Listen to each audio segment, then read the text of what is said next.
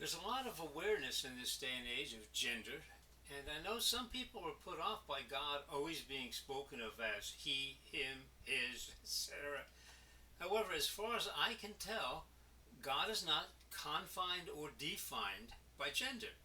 Although language in the Bible seems to reflect that God is the Father, which is not only indicative of gender but also of role, it would stand to reason that neither he nor she would apply in the human sense. I do not read anything that seems to indicate that God is male or female, which would seem to be applying limits to God. Certainly, in a biological sense, God has no need of gender. When the Bible speaks of God having created man in his image, I believe it is speaking of the human race rather than men specifically. Yes, God created a man first and then a woman, but here is something to consider. The male chromosomes are XY and the female chromosomes are XX. Therefore, it is possible to create female chromosomes from a male chromosome, make a female from a male, while it isn't possible to create a male chromosome from a female chromosome since it lacks the Y component. Certainly there are differences between men and women beyond the obvious physical ones, but I do not see that the nature of God is limited to or by the nature of human men or women. Although God may possess all the attributes of both men and women, we, human beings, certainly do not have all the attributes of God.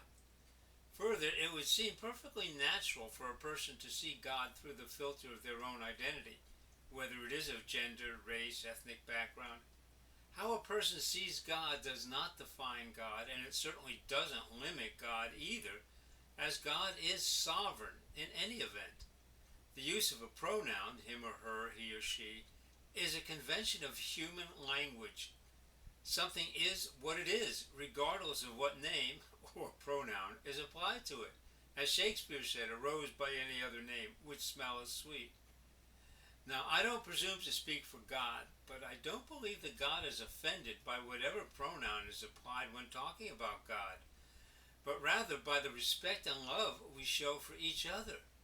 Jesus, whom I believe to have been God in human form, when asked what was the greatest commandment, answered in Matthew 22:37 and 38, "You shall love the Lord your God with all your heart and with all your soul and with all your mind.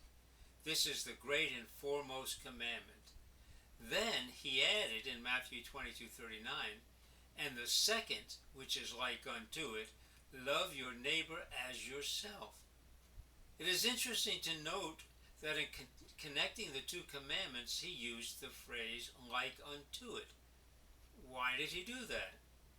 Could it be that to truly love God, it is necessary to also love God's intentional creations, our fellow humans? Think about it this way. How would you feel if someone were telling you how much you mean to them, and then treating your children, who they know mean so much to you, poorly and with disrespect? How do you think it makes God feel when we do that? I would think that if God finds anything offensive, it would be humankind's failure to follow that latter instruction. Okay, well, that's that.